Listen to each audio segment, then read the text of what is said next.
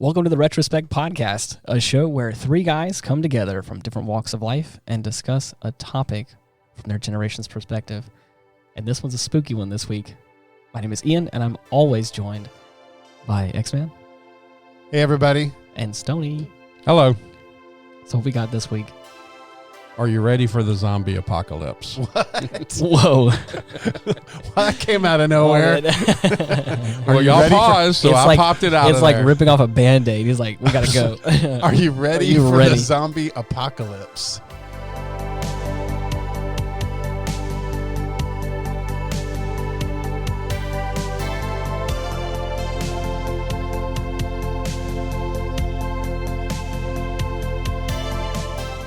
Man. What do you mean, Stoney? That's are you Well, serious? I don't actually think there's going to be a zombie apocalypse, but saying zombie apocalypse is like going to a restaurant and they ask you what you want to drink, Right. and you say a Coke, and they say, okay, what kind? I want a Sprite.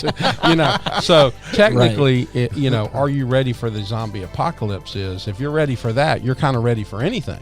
Right. So what are we getting ready for then? Well, Like, we am I going somewhere? learned with the beginning of the COVID, toilet paper rationing, things like that. That really was kind of disturbing, actually. Right. Well, why toilet paper? I don't understand. because you have to think about it. Who's controlling the narrative? Who's controlling that? Why toilet paper? Who magically said there's going to be Why was a the most run on important toilet thing? paper and everybody needs to stock It's up? just, I think it's squirrel. Yeah, absolutely. Everybody think about that.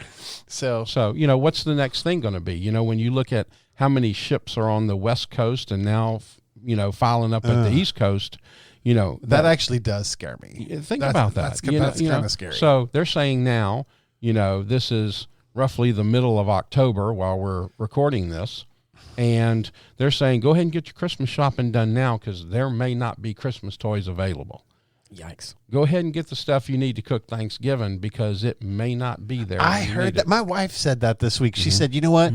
I'm just going to run and get a few things for Thanksgiving. I'm like, what? For Thanksgiving? It's like a month and a half away. She's like, no, I'm serious. She's like, I want to go and get some stuff because there's supposed to be this run on all the food that you're going to want for to prepare Thanksgivings, and it's not going to be available. Really? So Yeah. Interesting that this is a show called Retrospect. And we're three guys from different generations, but we're also three guys from different aspects of life. We have a millennial here who is, and I would like to actually maybe formally announce on our podcast that the podcast has actually the only conservative millennial on the planet. It's so true. Oh, wait a minute. But he's Canadian. But he's Canadian. And he has a man bun. Hey. No, I do not. We have a millennial, we have the X generation, and we have the boomer generation, but we also have somebody who possibly could start a family. Right. We have somebody who has an established family, Yep. and now we have me who is walking into a pre-made new family. Yeah. How do we get people? This can be an informative show too. Yeah. So looking at it from those three perspectives, how do we prepare for what's coming? Well, here's what I say. Number one, I mean, look, I am not going to hoard toilet paper. I figure, there's enough leaves in this world. You can make some stuff work. And what do you do when you accidentally grab the poison ivy? Uh-oh. Well, whatever. I mean, I was going to say shit happens, but it does. But Man. if I'm going to hoard anything, I'm going to hoard Reese's peanut butter cups because I love those. I don't want to be without them. It would be very sad to never have the delight of a Reese's peanut butter cup on your lips. Reese's, if you're listening, this is a great sponsorship opportunity. Nice. Mine is brown sugar and tea of all varieties. Brown sugar? What are you going to make with that? Just everything. I put it in tea. What are you, a put it in hummingbird? Cookies. Hey. It goes good on ham. Hey, see, look. I just think it's a versatile thing for Anything pork. Pop-Tarts. Right. Pop-Tarts. Yeah. The hell? Yeah. Maple and brown sugar. So you're not going to stockpile stuff. Okay, so I might do water. honestly. Okay. Like that would be something I could see myself stockpiling. And Right. you know, I feel like that's a big one because it's the thing you absolutely have to have. Okay, you know? so let's look at that. If you have a case of water, you got 24 to 28 in it. You have a family of 4, and you're going to need, 24 ounces a day? So that's 3 waters a day. Yikes. So how much water can you actually really stockpile to say for 6 months? Yeah, I mean, Or do we need to get those filtration straws to help out? Right. Or what? I mean, realistically, you could go Bear Grylls and pee on a t-shirt and then drink it. No, I was thinking like barrels, like water barrels. Like Who the hell has barrels laying around? Actually, saying, a lot of people do. There's actually a company that sells 55-gallon plastic drums that are food grade. Nice. And you can actually run your gutter into them. Okay. From your roof. And you still have to filter it. You still have to clean the right. water. But interesting. That way you can collect it and save your and they sell rainwater. this stuff by, they also have those big 5-gallon bottles too. But how long is that going to last? How many? If you have a family of 4, how much are you going to need to stockpile? Yeah, it'd have to be quite a bit, but I don't know. How long is this zombie apocalypse gonna last? No one knows. So what do you prepare for?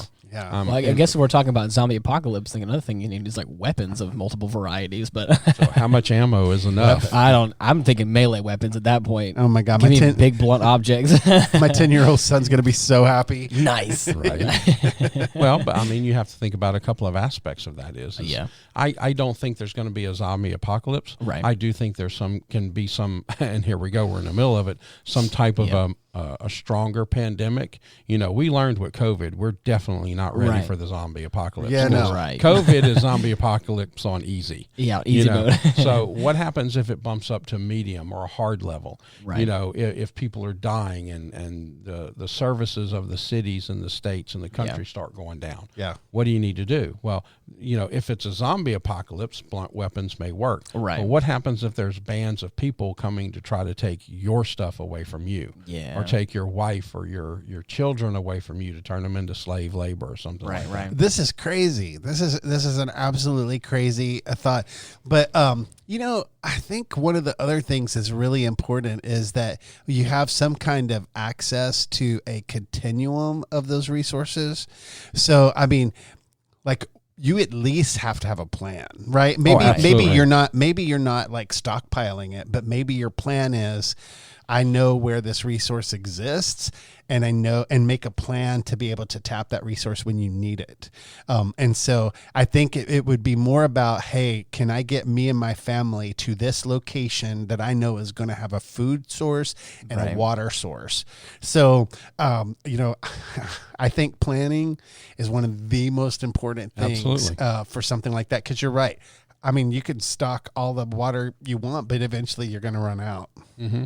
And food too, and right. I think, ammo, a lot of people aren't thinking about this right now, but, with all of these ships, piling up on the West Coast, what about something stupid as socks and underwear? Right. Or can you make a pair of socks? No, I can't. I can't. Yeah. So what if you bust a hole in your shoe? And then we got Magnus, who's 11. Let's say it goes on for a couple of years. Right. So, he can't wear the same underwear for the next 3 years. Yeah, exactly. Although I think my son has tried. Your son probably understands the 4-flip method. If you flip them and turn them inside out in enough times, you can actually get 4 wears out of your underwear. Honestly. Flip it, turn it, and you get 4 wears out of it. Yikes. It's a real scary thought, but please don't teach him that, because he'll implement it immediately. Of course. Yeah. But I mean, do we need to be serious about this? Yeah. Because somebody is controlling all of this. I mean, when you think there's over 400 ships out there in on the West Coast that are just sitting there. So what is this about? Because honestly, I've heard so many different things. I've heard anything from they don't, the California changes laws, and so they're not allowing the ships to do it, but that doesn't explain the stuff that's happening on the opposite coast. And so, what do you think this really is? Because I think, why aren't they letting this stuff land and get in here? And then I've also heard, it's a lack of labor on the docks and stuff like that. But come on. Well, I heard some lady on TV, and please forgive me If I would have been more prepared, I'd have brought it. But she's one of the Biden administrators, and she's like over finance or something like that. Right. And she says, we're not going to release those ships until everybody's vaccinated. Wow. Okay, let me ask you a question. All right. Why are you pushing for the vaccination so hard? Yeah, Okay, there's got, nothing you push on people. Let's ask the Native American Indians this. Something you push on people, does it ever really work out? There's a reason they're doing this, and it's about control. All of this is about control. They're trying to turn this into a socialistic government. So what I think is happening is they're trying to do this to bring everybody down to the same level, to where you have to rely on the government to get stuff done.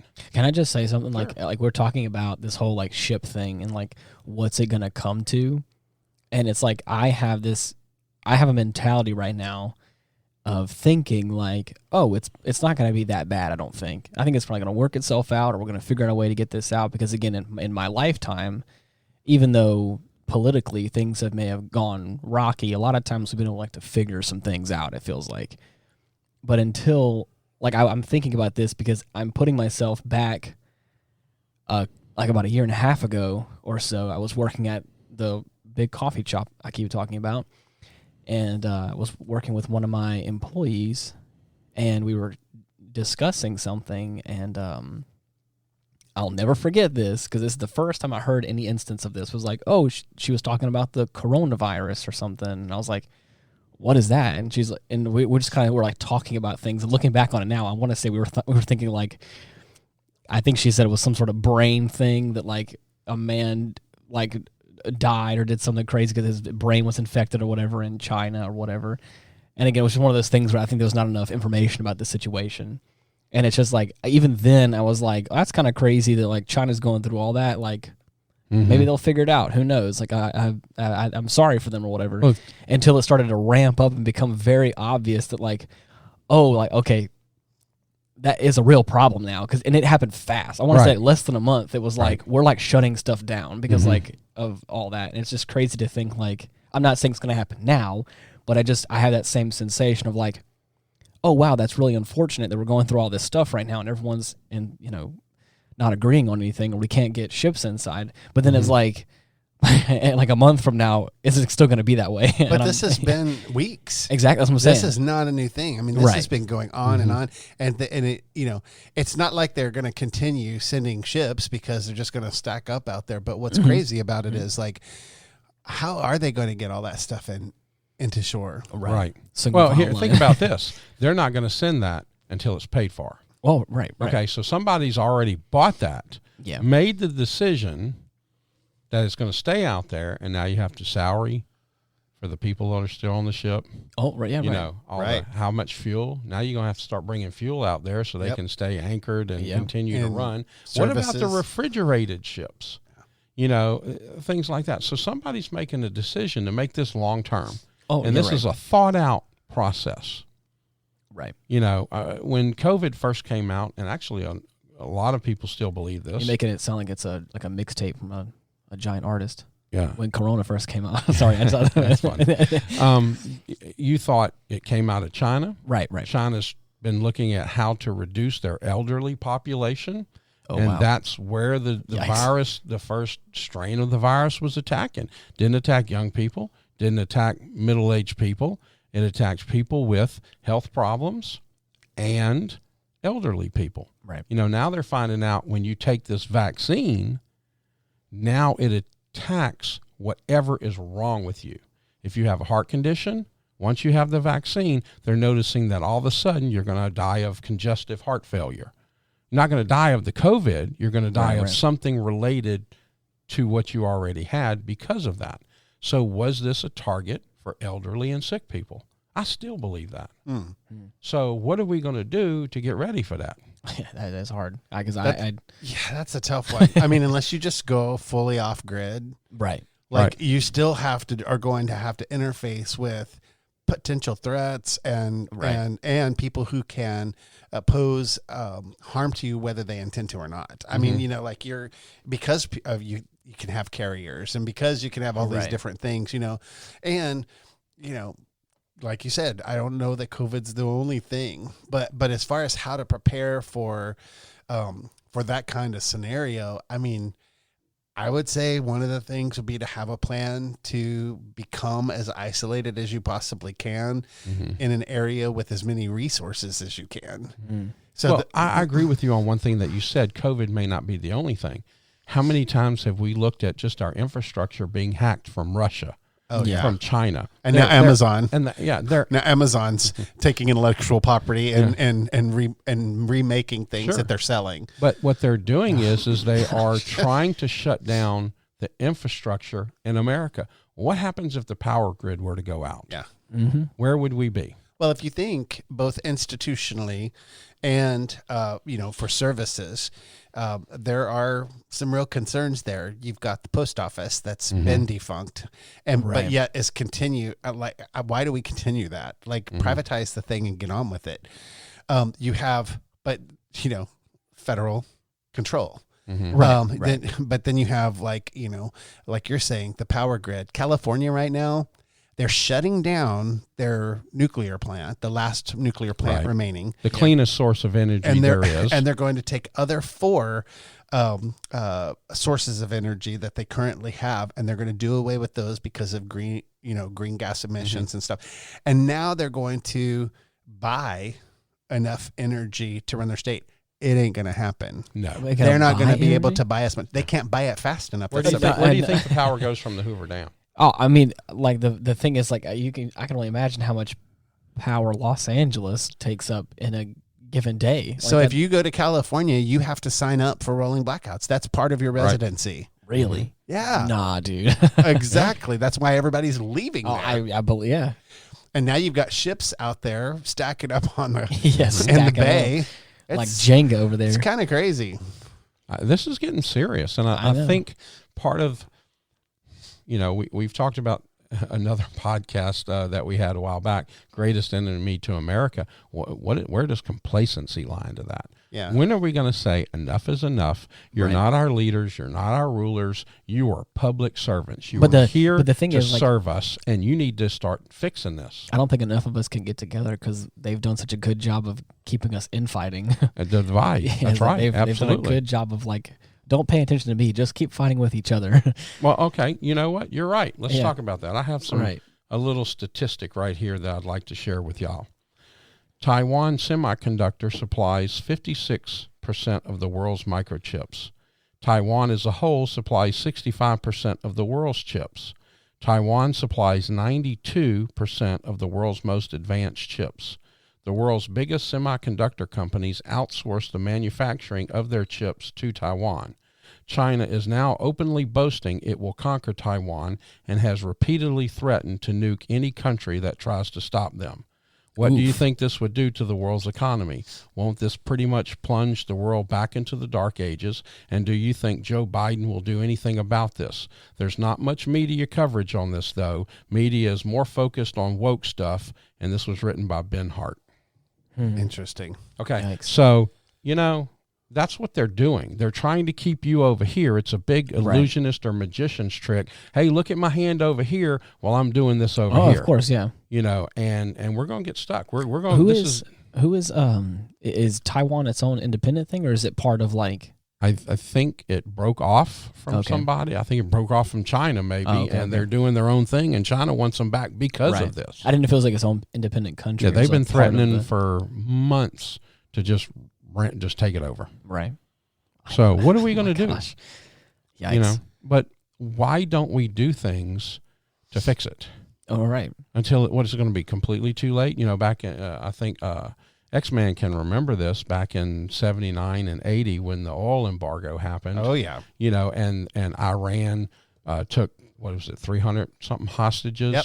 And they, price of oil went crazy. Yeah. You could only get oil every other day based on your license plate number. Oh, I remember the lines. I was a little boy, but and people were literally getting shot in the gas lines.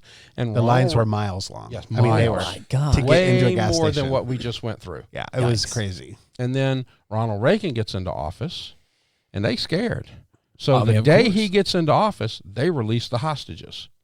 And then Ronald Reagan basically calls up the governors of, Louisiana, Oklahoma, and Texas, and says, flood the market with oil. And that's where all the money came from in the 80s, all these oil barons out of, America, and he fixed the problem. Yeah, but at the same time, he did some other things. Like he really pushed back on communism.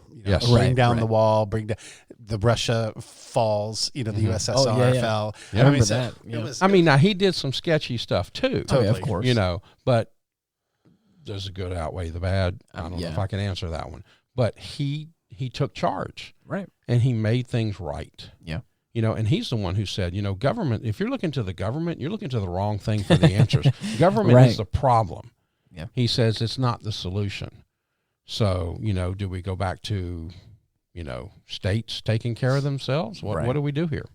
Yikes. Because it's definitely not the federal government. It's definitely not the Joe Biden administration, because who's got his hand, who has their hand up his butt controlling him? Yeah. He feels more like a puppet than anything.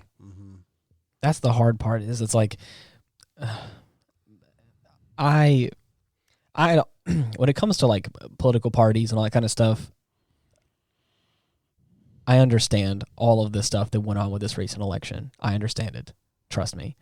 But the hard part that I'm realizing now is that like the part that makes me worried is the fact that like he can't like keep a complete sentence. I was okay with the fact that he got into office for the most part. You were, because 800 million votes popped up overnight after the polls closed. Because I'm not okay with that. No. I mean, like but I'm just talking about like I don't understand all the stuff that went behind the scenes. I'm just talking about like as it was on face value. But that was because I didn't understand like who he was as a person. I feel like, and I think that was my own fault because I didn't want to get involved in all that kind of stuff. I, for the most part, try to keep out of that. But now looking at it and seeing that it's like, oh, this guy like is actually, he has some stuff wrong with him. They're like, and it's like, I'm getting worried now that it's like he's gonna have at least another 3 years or so. The problem that I have with it is they're not talking about anything I give a shit about. Right. I don't care about it, honestly. Right. So they're trying to make it a narrative about stuff I absolutely don't care about. Right. Nothing. I care about providing for my family, and I see people that are supposed to serve us and do what's right for us as a whole, not just one group of people, not just one slant of it. Yeah. They're supposed to protect the Constitution and the people of America, and know if you don't believe the way we do, then you're a racist, then you're this, then you're this, then you're a hater. Right. Wait a minute, you're supposed to protect even my view. Yeah. Yeah, but one of the things that is going to make me feel better about being an American and avoiding a zombie apocalypse is going to be if the job market improves, if our friends go back to work, why would that happen though? We're paying people to stay home and not work. I know that's the problem is that we have definitely become a nation where people are more dependent on federal funds. That's called socialism. Right. Yeah. And so the other thing is I would feel better. There's some good things going on, like the housing market is awesome. I mean, it is on fire. It's the worst buyer's market in years because it is so hot. And first home buyers don't have a good position right now because the supply chain is broken. Right. Because there's tankers sitting out in the ocean. Yeah. I talked to somebody where I'm doing a construction project at my day job, and it was taking 14 weeks to get windows. Right. That's a long time to get a window. Well, I mean, think about that. In my day job, I have to supply, I don't know how I can say this, I guess, police equipment to upfit vehicles, and it's a 3-month wait. Yeah. It's a 6-month wait. Yeah. So I have to plan for vehicles that we don't know we're going to buy yet, because if we buy them, it's going to take 3 months from the time we buy them. Right. Or now that I plan for those vehicles that I haven't bought yet, but now I have to wait 6 months to get the vehicles, and then 6 months past that for the parts. And I'm like you're constantly thinking, wait a minute, okay, how am I supposed to do that? How do I do that? And then everybody's looking at me going, where's it at? Where's the stuff at? Where's it at? Yeah, so I think I would feel, I feel like one of the ways to address and avoid a zombie apocalypse would be get Americans working again. Right. You know, be as reliant as or self-reliant as we can, especially on energy, because I do not like that particular sector being under anybody else's control. Right. Oh, I agree. So I will say that one of the things I did not like was the shutting down of the pipelines, because I think that was bad for the country in terms of just, you know, a way forward and a means in order to be competitive in global markets. And I really do think that that's an important part of life. Now, I understand we're going to go green, but get green first and then shut all that down. Well, California, you said something earlier about California passing some laws. They did. They passed a law that says by such and such a year, all distribution trucks have to be electric. Well, number one, you don't even have that technology yet now. Yeah. So how can you say that this truck can be completely electric when you don't have the technology to do that? Right. And it takes you 15 years to get the parts for it. Or not even that. Again, the infrastructure. What about the people who have to actually buy that truck? Yeah. Right. Okay, so now you've shut off their income, saying they have to buy these trucks, which they don't have that money. Right. And then where are we going to go from there? Yeah. What are you going to do? Oh, well, what we're going to do is we're going to hire companies from Mexico to come transport all of this. And that's what NAFTA was. If anybody remembers, they were going from Mexico all the way to Canada. They don't follow the same safety regulations that American trucks have to. And we're going to cut out the truckers from America working to put these people to work. Yeah. Really? And we were supposed to have this Build Back Better thing, but I'm not seeing the infrastructure deal. Like, where the hell is it? You know, like, cough it up.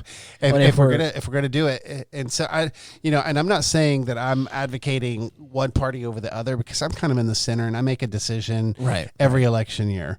And so my problem is that, you know, when the Republicans came into office at the beginning of Trump's presidency, you know, they screwed up border. Oh, yeah. Because they fought inside. And I really think that that's the same thing that's happening here with infrastructure. Yeah. And so if you're going to have these big internal fights and be divided, you're going to continue to screw this nation over and over and over again, because when we don't get stuff like that done, those important things, we don't move forward. Right. And so it does create doomsday kind of experiences for the people in the country who have to live with those consequences. And so it's not fun. We shouldn't be sitting here asking ourselves, coming out of a global pandemic, you know, there should be a lot more hope. Yes. Than there yes, is. you're right. I 100% agree with that. You know, we should see the jobs market coming back. We should see people, you know, gearing up. We should see as much trade as possible. Well, if you want to put people back to work, how about we work on the 85% of the bridges in America that are old and should be condemned and unsafe? How about we start putting people back to work? That's what I'm saying. How about we create? Yes. How about that? Right. I mean, that's why I'm using that example. You know, let's put people back to work. Let's create some small business. Let's create. You know, instead of you know what the liberal side is screaming now. Joe Biden just created the largest arms company called Trader Joe's in Afghanistan. Okay. Now they're saying that we need to go back and rebuild Afghanistan from the devastation that we caused them. What? Are you kidding me? Right. No, let China do that. They want that place anyway. Let them have it. Why don't we take all the money that we spend in other countries, turn it back in on ourselves, and rebuild our infrastructure and put people back to work? How about we create new schools to teach people how to do that, to educate people? Why don't we work on our education programs to teach people how to manage their finances, go back to wood shops, go back to, you know, engine shops, and learn how to do things and put Americans back to work? Mm-hmm. Yeah, I mean, that's... if I can say something about it, is like, again, I agree with what you're saying. And a lot of it, like I can speak from certain friends of mine that I have, is a lot of those things. It's like, I would love to do some of that, but it's like, I don't know how to start my own business correctly.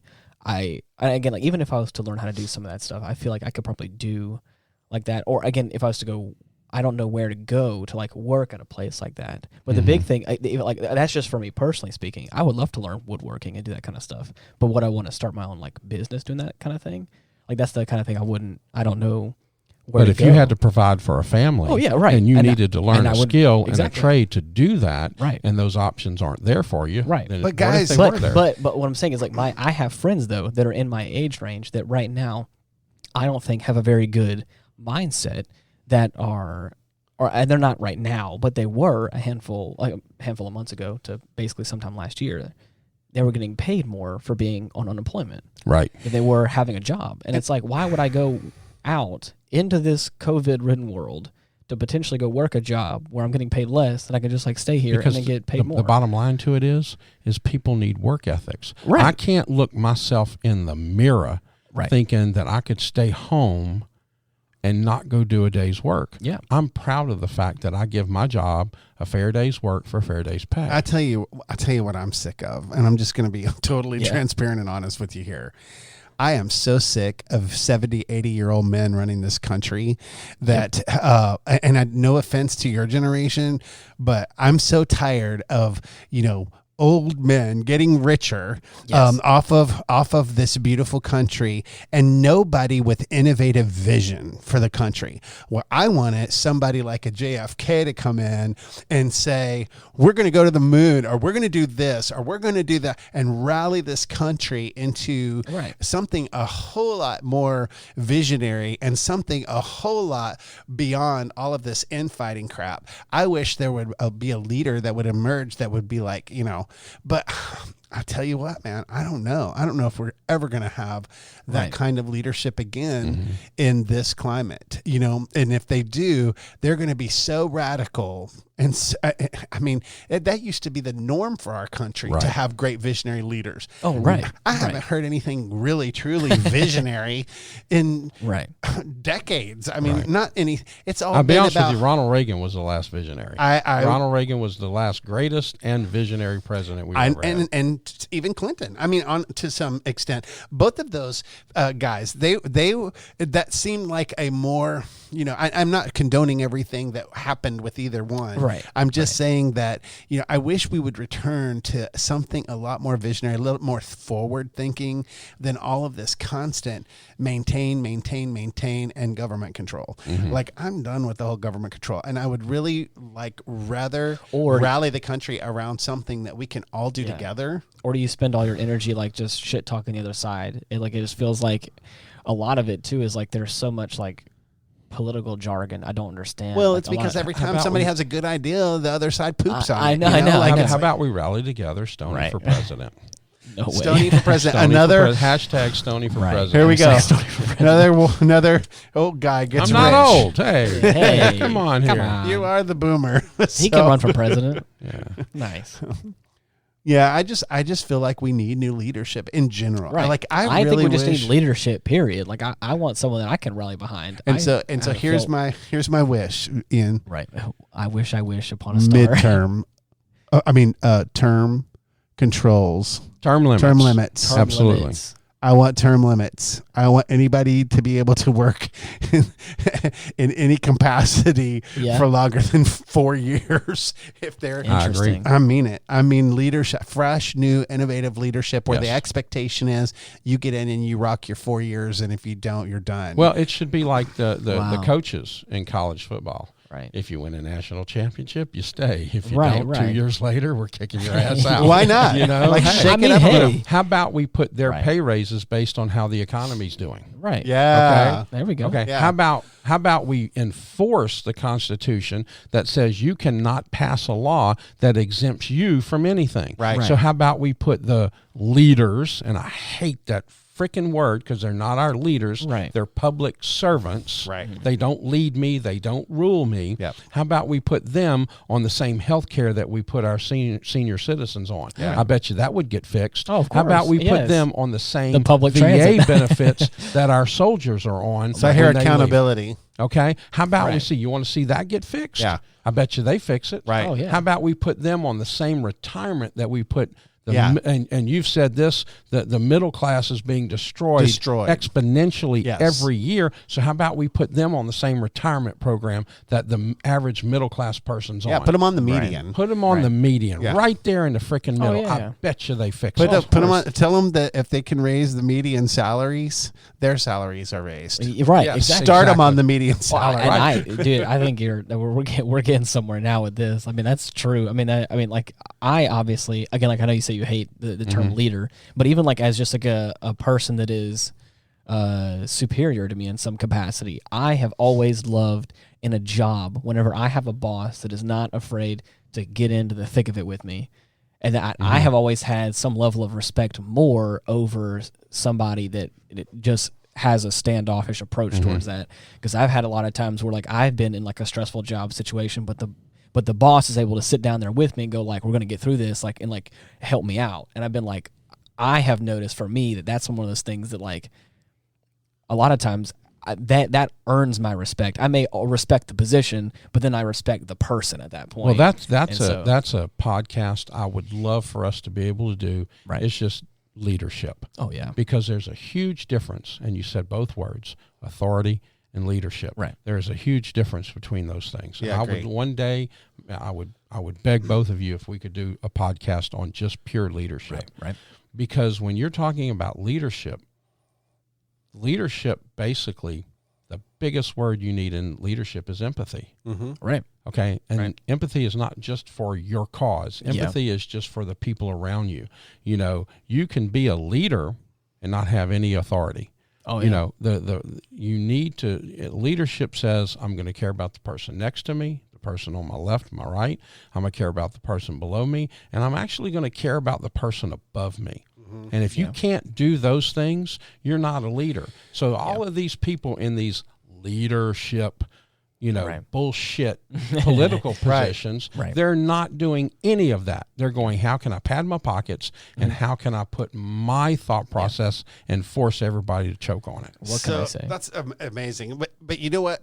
This is kind of what I'm realizing in this conversation, because I feel like this is kind of opening my eyes in a way. Yeah. Is that a lot of this, tongue-in-cheek zombie apocalypse preparedness is really about who I want to be going forward with my vote. Right. I want to look for a visionary. I want somebody who's going to lead us into the future, and I don't want to just a problem solver. I want somebody who has some vision, who can rally the country together to do something awesome. And it can't just be a competitive thing. It needs to be something that everybody would really aspire to and like for the country to do. Right. And if that's a manned mission to Mars, then hell, let's go do it together and let's get excited and let's make it happen. Well, the problem is all the semiconductors that we need are actually in ships out there. Here's the other thing, though, a good plan. I'm realizing it's not as tangible as I thought. It's not as, it's not me stockpiling necessarily. I mean, to an extent, there's some things that you can do. You could probably never do enough. Right. But there are some things you need to have a plan. You need to have a plan of how you're going to endure this current situation if it continues. And so we either have to make a plan to do that, or we need to make a better future. Okay. And so I'm realizing that this is not nearly as tangible as I thought it was going to be when we started the conversation. Right. Because it's about plan, it's about vision, it's about leadership, it's about all of these things that are going to help in a situation like this. It's about unity. Right. It's about making, a job market that people can go and get out in. When the economy was cooking, people were excited to be in that job market because it was humming. Right. And so, being able to have that kind of environment is well, gosh, it is what we are as a country. I mean, that's why it was thriving and doing well when the job market was good. And regardless of who got it there, I mean, the Obama people would say Obama did it. Right. Trump people say Trump. Who made probably the truth lies in both, to an extent. But get it to a place where, we can have that kind of pride and environment in our work world. You had people for the first time in a long time coming to work in America. Yeah. Right. I mean, they wanted to come here and work because this is where it was happening. Companies coming to invest here, companies coming to do things, like create that thing. I just think that we need to not shoot ourselves in the foot. Yeah. But I'm afraid we're at a place now with all the division. Right. I was going to ask, I was like, do you think it's going to get worse before it gets better? Oh, absolutely. I think it's going to get a lot worse.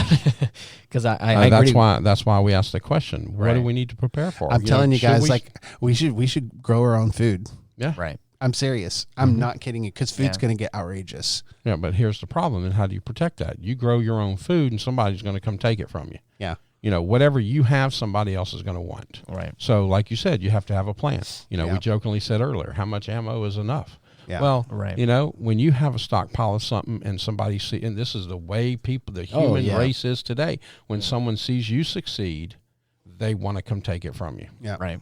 So what are we going to prepare for? I don't think it keeps you from preparing. I mean, no, absolutely not. I think you still grow. I think you still do that.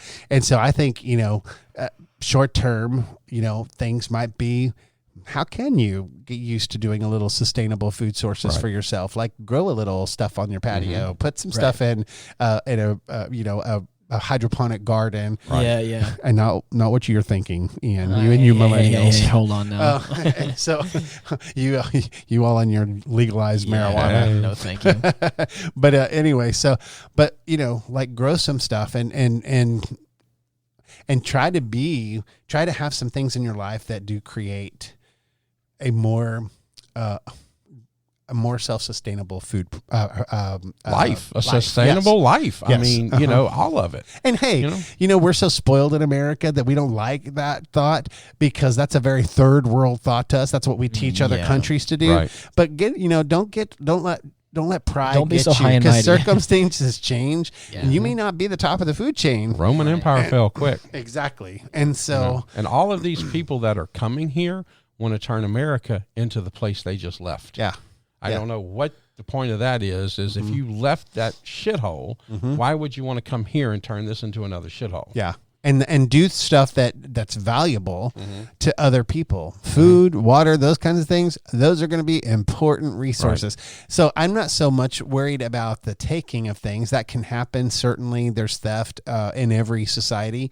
Right. But I would say this, that you're more likely to be in a situation where you could trade for things you need. Yes. And so if you have food and you have fresh, things that you've grown, you can trade those for other things that you might need, like water or ammunition. Well, I mean, once the economy falls or something, money's going to be non-existent. Yeah. All you're going to have is a true barter system. You had said, you were reading that article for a second that says, are we going to hit another dark age of sorts? And I was like, what does it look like for America to go through a dark age? Like, what do we? Well, I mean, think about that. I mean, if all of a sudden we lose our infrastructure and say the government, well, what about all these people on medicine? Right.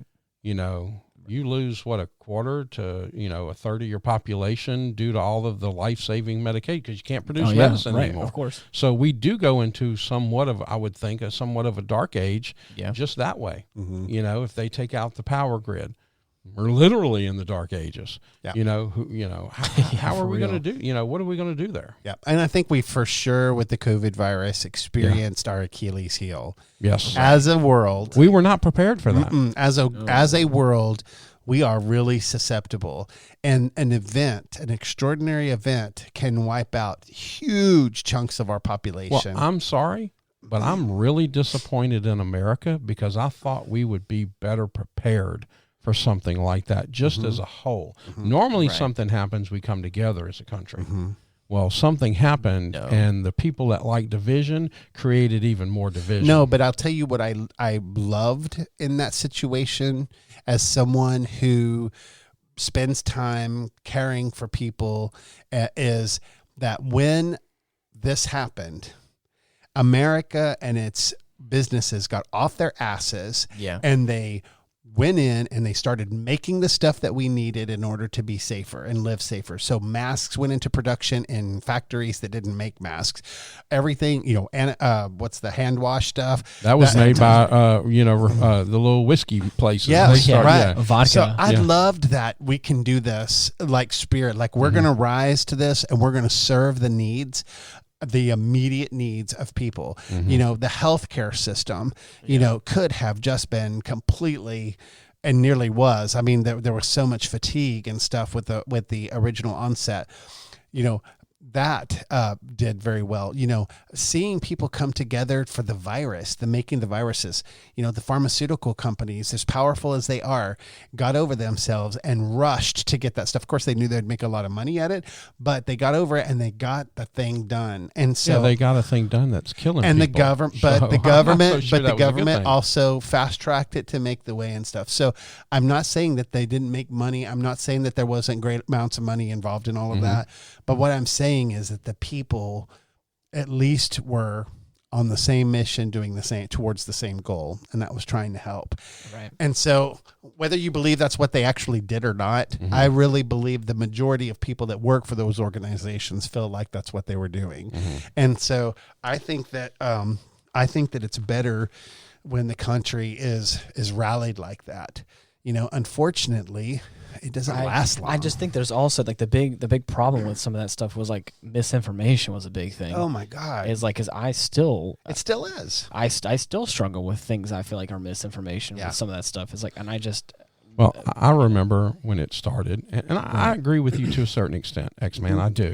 But then I got to see another side of it, being considered a first responder. We're working 10 or 12 hours a day. Yep. Right. And we go to try to find a roll of toilet paper for our family and can't, because you can see the videos of people taking 10 cases of toilet paper out there. Really? So here I am doing this thing for everybody, and we can't even get toilet paper? Yeah. And that's why I have a different attitude about prepping for it now. Yeah. Before I was kind of like you, hey, I'll use the leap. No, I'm not doing that again. I'm not putting my new family through that again. I'm going to have us as ready as I can for what's coming.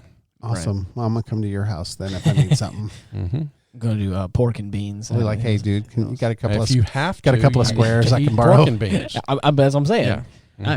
Is what it is at that point. Yep. Canned goods galore. Hey, you know what? Because when you have and somebody else doesn't, you're going to survive. Yeah. You know how to avoid the toilet paper shortage altogether? You just get one square toilet paper and you poke your finger through it, then you kind of clean out the hole, and then you pull your finger back through that square. I'm going to throw up. You only use one piece of toilet paper per wipe. Oh. You can last like 30 years with a one of those big Costco packs of toilet paper. Hear me out. That's just nasty. If we're going that far, let's just go ahead and get a bidet and just make it streamline the process. There he is. Here's our little candidate. I'm just saying. I mean, come on. Well, let me guess. All the bidets in Canada worked. I've never understood I want things. this to be known. This is on record. I went ahead and tried my best to go no toilet paper and go bidet, and he's over here making fun of me. He's going to stick his finger up his butthole and clean up toilet paper. Here's Ian over here preparing for the zombie apocalypse with a bidet. I've never seen Stoney more disappointed in his life. You better hope that thing has water. Oh, man. You'd be drinking from it. Jeez. Man. Rough. This went to hell pretty quick, didn't it? Oh man. Well, we started off strong and then it started petering out there. Mm-hmm. I'm kidding. But yeah, I think you're right though. Is like you don't want to subjugate your new family to all this, I want to protect turmoil. I want to live the rest of my life without a doctor. For me, I live with my girlfriend and my best friend. And like even in that situation, it's like I feel I had this kind of I already think I had this old way of thinking already, but like from a lot of my friends. But like the house is in my name. I'm the one who like pays all the bills, but of course I get their share. Mm-hmm. But again, I'm like the house is my responsibility. So therefore I feel like I'm like in some capacity the head of the household and some level is like I feel responsible for the house and, of course, the people that are inside the house. And I think it's just something my dad instilled in me. It was like, it's very sister wives. You know, I mean, Wow. no, I'm not saying like I'm the you guys got to do what I say, but it just feels like it's another level of responsibility where it's like, Sure, whatever happens, it's going to fall onto me. So are you going to start prepping? Are you going to start preparing to have this house ready for 6 months? What I was going to say was that I think now talking about this is realizing how unprepared I am. Yeah. And it's like, even like I said, again, we're all adults live in the household, and probably they can fend for themselves. But again, if nothing else, my girlfriend, like I want to take care of her, like regardless. I still want to take care of my best friend that lives with me too. So that's the thing, is like I've realized over the past few years of living together with everyone here, it has that level of like, I just feel responsible to some degree, because again, it's all, I think at the end of the day, it all is going to fall on me. Like, if we stay in the house, or if we don't, or if the bills get paid, and or if we don't have anything, it's like I want to make sure that's a. So can you really be considered a millennial if you actually take responsibility for something? I've been trying to convince you guys that for, I don't know, how's long it been? 2-3 months now? I'm kidding. I'm more of an inquiring mind. Yeah, right. Now, are you dating all of the people in your house? Oh, okay. Gosh, no.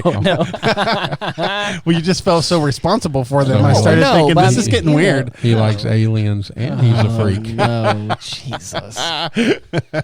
No. I mean, it's the same thing. It's like, it's... You notice when you come into the studio there's 3 rooms. Yeah. But there's that 4th room that has the doors always closed. Yeah, and there's always more cars than people. Maybe there's where the alien is. Yeah. Mm-hmm. Nope. So, but I have to say, the one thing I just really admire about you, and this is why I think you would survive the zombie apocalypse. Because he knows where I live? No, it's because you, well, that too.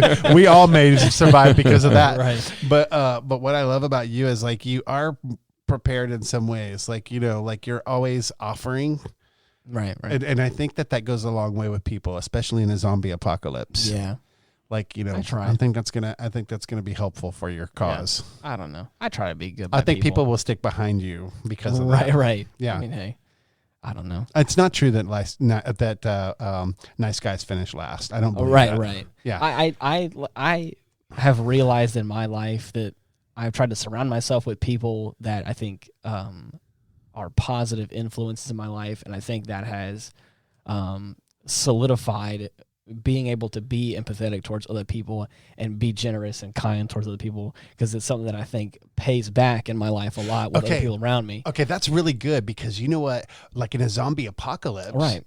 Like, what if you got your network of people together and you create community in a new way where there's safety in numbers? Right. Hmm? How do you trust people?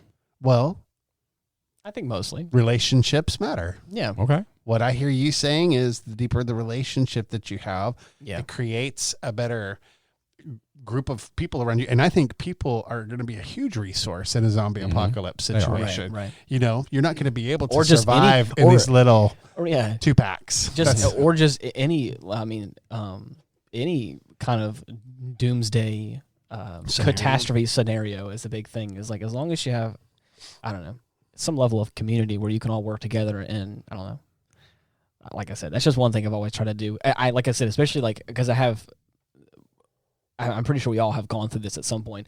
You get out of high school and you have those friends that you feel like you have to be friends with, because you've been friends for so long. Yeah. But then as you get into your 20s, you start to realize that they don't have to be your friends. You don't want them to, and if they're, and especially if they're a negative influence to you, it's like there's nothing saying that you can't just say like, I think that would change the way we interact with people, and you're right, relationships, but now you're going to look at people in a different mindset. Right.